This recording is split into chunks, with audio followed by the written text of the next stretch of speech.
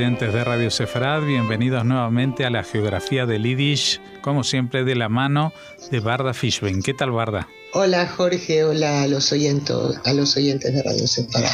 Bueno, hoy vamos a hablar de una nueva localidad, de un nuevo punto geográfico en el este de Europa donde habitaron los judíos.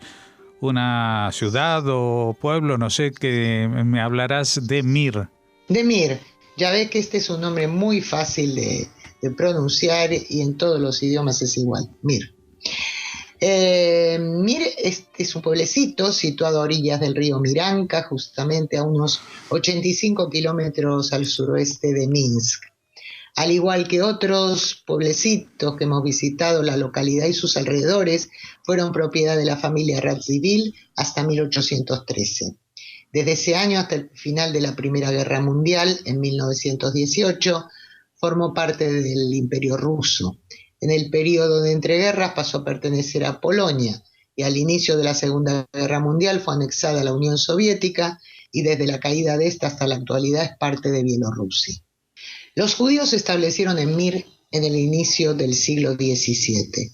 Por entonces no había aún una Keilah lugareña, sino que dependían de la comunidad de Nesvitz, pero en pocos años el número de judíos aumentó lo suficiente como para que pudieran fundar instituciones comunitarias propias. En Mir se celebraban 2 ferias comerciales al año y debido a la gran cantidad de judíos comerciantes que exponían y vendían sus productos en ellas, lo que atraía a sí mismo a judíos de otros países, se producían productivos intercambios como era con los judíos lituanos y polacos.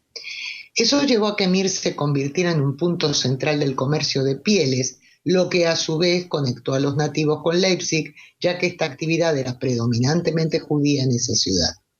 Además era muy activo el comercio de vinos, tabaco, especias, grano, caballo, ganado vacuno y textiles. En estas mercancías los judíos de Mir mantenían provechosas relaciones comerciales, además de con la citada Leipzig, con Königsberg, Memel o Liepāja, por ejemplo.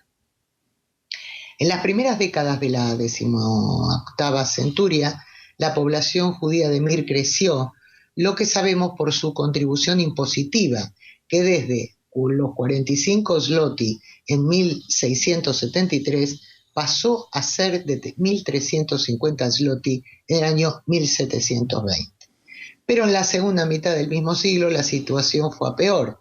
En un censo de 1765, los judíos nativos eran algo más de 600 y los impuestos que pagaban rondaban solamente los 480 zloty. Los líderes de la judeidad de Lituania se reunieron en 3 ocasiones en Mir en los años 1697, 1702 y 1751, y eso le otorgó a la ciudad, que era un pueblo en realidad, un importante estatus como Keilah, como comunidad. Fueron muchos los eminentes rabinos que sirvieron durante el siglo XVIII en la ciudad. A mediados del siglo, por ejemplo, era Shlomo Zalman ben Yehuda Mirkish, autor de Shulchan Shelomo, un libro halágico que se publicó en Frankfurt del Oder en 1771. En el año 1815, el siglo XIX ya, se fundó la Yeshivá de Mir, de la que hablaré más tarde por separado debido a su importancia y a su devenir bastante singular. En los primeros años del siglo XIX los miembros de la comunidad eran 807, según el censo, entre los cuales había 106 sastres, 5 herreros y unos 30 comerciantes, además de otros oficios. En 1847 había ascendido su número hasta los 2.200, aproximadamente el 62% de la población total. Desde el punto de vista económico, los comerciantes de textil, grano, caballos y madera formaban la clase alta de los judíos de la Keilah, pero la mayoría se ganaba la vida ejerciendo variados oficios, sastres, escribas, carreteros, carniceros, etc. Por esa época, al inicio del siglo XIX, cobró mucha influencia social en Mir la secta hasídica de Chabad. A mediados del siglo XVIII se había construido una sinagoga de madera que ardió luego en el año 1901. Se avecinaban años de pogromos y amenazas, como fueron 1904 y 1905 durante los sucesos revolucionarios, y los judíos de Mir crearon una organización de autodefensa porque no podían contar con las autoridades ni con ninguno de los bandos revolucionarios. Asimismo, judíos de Mir comenzaron su activismo en el Bund y en Poalei Zion. En 1917 se creó un Heider, jardín de infantes y escuela elemental a la vez. Durante la década de 1920 las escuelas fueron administradas por la Red Pedagógica Tzillo, siglas de Zentrale Yidische Schulorganisatie, lo que traducido del Yiddish significa Organización Central de Escuelas en Yiddish. Y cuando visitamos Kovne hemos hablado de Len Haskell, una infatigable pedagoga de esa organización. Y en la década siguiente pasaron a ser administradas por The Schulkult, un sistema educativo fundado por Poalei Zion para la enseñanza en Yiddish, pero también en hebreo. En el mismo periodo, las escuelas de Tarbut, Yafne y Beis Yaakov fueron también fundadas en Mir. En 1908 abrió sus puertas una biblioteca judía. 3 años después vivían en Mir 2.100 judíos, aproximadamente había descendido a ser un 55% del total de habitantes. Y ahora sí, vuelvo a la famosa yeshiva de Mir, o en Yiddish Mirer Yeshive, o sencillamente la Mir. Hasta mediados del siglo XIX, la vida religiosa de la ciudad había sido regida por la acción combinada del rabino de la comunidad y el director de la yeshiva, la Escuela Superior de Estudios Religiosos. De las vicisitudes ideológicas que se afrontaron en el seno de la misma, estaba sin incorporar al currículum lectivo las tesis del movimiento ortodoxo Musar, creado en Lituania como reacción al creciente asimilacionismo, la Ascalá, los pogromos y el auge creciente del Hasidismo.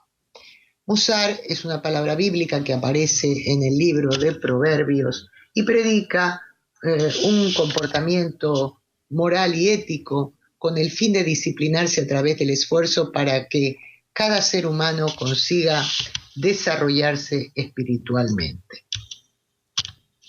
Muchas academias talmúdicas y yeshivot siguieron al movimiento, entre otras las de Slobodke, que ya conocíamos de cuando hace 2 semanas visitamos Kovne. En realidad fue nuestra primera visita a Kovne, hace un mes más o menos, porque ahí estaba situada. Pero en la última década del siglo XIX, en el seno del propio movimiento hubieron desacuerdos, lo que suscitó críticas entre los judíos ortodoxos. Y ya en 1905 el movimiento Musar solamente era seguido por una escasa minoría, aunque hoy se aplican sus ideas en las yeshivot ortodoxas. Durante la Primera Guerra Mundial, la yeshiva de Mir se trasladó a Poltava, en Ucrania. Volvió a la ciudad en 1921 y en el periodo de entreguerras cobró renombre mundial con alumnos que acudían desde otros países europeos, Estados Unidos y Australia, lo que la convirtió en la yeshiva de referencia. Alcanzó a tener unos 500 estudiantes. Cuando en 1939 los soviéticos ocuparon la ciudad, la yeshiva se trasladó a Vilnius, que aún era independiente. Pero cuando unos meses más tarde, en Lituania, cuando este país también fue incorporado a la Unión Soviética, tuvo que reubicarse de nuevo y esta vez en un lejano y exótico lugar.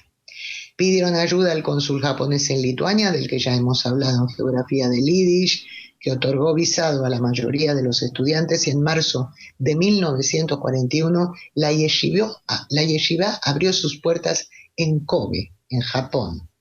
Pero ahí no acabaron los traslados de la Mir.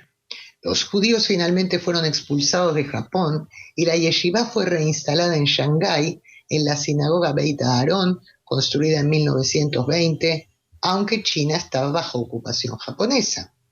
La sinagoga mencionada siguió ofreciendo servicios religiosos hasta 1947, como es lógico porque un año después China pasó a ser comunista. Entre tanto, en 1939 habían huido de Mir un antiguo director de la yeshiva que llegó a Palestina y abrió la yeshiva de Mir en Jerusalén. Más tarde emigró a Estados Unidos, donde con el nombre de Instituto Central de la Yeshiva de Mir la estableció en Brooklyn, Nueva York. Otros estudiantes que emigraron también a Estados Unidos tras la guerra fundaron la Universidad Rabínica Beit Talmud, también en Brooklyn, y también, digamos, con el método, por así decirlo, de enseñanza de Mir. La de Jerusalén finalmente organizó en años recientes un segundo campus en Modi'in Ilit, una ciudad israelí situada junto a la línea verde, con unos 41.000 habitantes, la mayoría de ellos muy religiosos o haredim. Los soviéticos gobernaron en Mir desde 1939 hasta 1941. En ese tiempo las empresas y fábricas fueron estatalizadas e incluso lo fueron algunas amplias viviendas particulares. Los alemanes llegaron en junio de 1941 e inmediatamente ejecutaron a judíos acusándolos de haber colaborado con los soviéticos. Unos meses después, unos 1.500 más fueron asesinados en los suburbios de la ciudad. Los sobrevivientes, aproximadamente 850, fueron encerrados en un gueto hasta que los trasladaron a una fortaleza medieval que había en Mir en mayo de 1942. Allí se organizó un movimiento de resistencia cuyo comando central estuvo integrado por miembros de Hashomer Hatzair, Dror, el Bund y comunistas. Cuando al inicio de agosto de ese año tuvieron noticia de que el gueto iba a ser liquidado el día 13 de ese mismo mes, unos 200 judíos huyeron al bosque 4 días antes. En efecto, la liquidación tuvo lugar el día previsto. Se asesinó y enterró en una fosa común a los que quedaban en el gueto. Los resistentes se unieron a las unidades partisanas soviéticas. Cuando el Ejército Rojo liberó la ciudad, los partisanos judíos se unieron a sus fuerzas y continuaron combatiendo a los nazis hasta el final de la guerra. Tras la contienda no volvió a restablecerse la comunidad judía de Mir. Bueno, la figura más notable de entre los oriundos de Mir fue el autor, poeta, ministro y tercer presidente de Israel durante 2 mandatos, Zalman Shazar, cuyo nombre original era Shneur Zalman Ruashov, nacido en 1889. Siempre estuvo relacionado con Chabad, asistió a Yosef Yitzhok Shenerson, sexto rabino principal de Lubavitch, en la fundación de la aldea Kfar Chabad y permitió que la comunidad religiosa de Israel estableciera su propio sistema educativo. También se relacionó epistolarmente con el Rebbe Menachem Mendel Schneerson de Lubavitch y lo visitó varias veces. En sus años tempranos estuvo ligado al movimiento Poalei Zion y emigró a Palestina bajo mandato británico en 1924. Allí fue miembro de la Secretaría de la Organización Sindical de la Histadrut. Fue editor en jefe del periódico israelí Dabar desde 1944 hasta 1949 y ese mismo año diputado electo para la primera Knesset como miembro de Mapai. Ben-Gurión lo nombró ministro de Educación durante ese su primer mandato.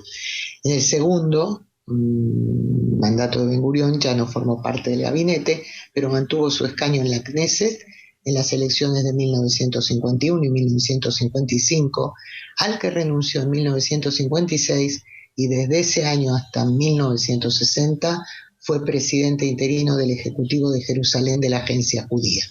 Luego, la Knesset lo convirtió en presidente de Israel entre los años 1963 y 1973, lo que incluyó 2 mandatos consecutivos, como se ha mencionado. Durante su labor presidencial, en 1967, estalló la Guerra de los 6 días. Otros detalles destacados de su biografía son los siguientes. En la Luna aún está el mensaje que Shazar envió, al igual que otros políticos, en el año 1969, al Apolo 11, que aterrizaría por primera vez en la Luna. El mensaje dice: del presidente de Israel en Jerusalén, con esperanza de abundancia de paz mientras la luna perdure. Abundancia de paz mientras la luna perdure es un versículo de Tehilim, de los Salmos, concretamente el Salmo 72 y el versículo 7. En 1966, Shazar recibió conjuntamente con Israel Efrat el premio Bialik de literatura. Los billetes de 200 shekels de color rojo, anteriores a la renovación de esta moneda, llevaban impreso su retrato. Como homenaje lleva también su nombre la Zalman Shazar Junior High School de la localidad israelí de Kfar Saba. Falleció en el año 1974 en Jerusalén y está enterrado en el monte Herzl de dicha ciudad junto a su esposa. Y esto es, Jorge, lo que ese pueblecito tan pequeño con tan poca población judía ha dado de sí, que es bastante. Un pueblo pequeño con una gran historia. Muchas gracias, Varda Fishbein, y volveremos a encontrarnos dentro de 2 semanas con otro punto de la geografía de Yiddish. Hasta entonces, Jorge.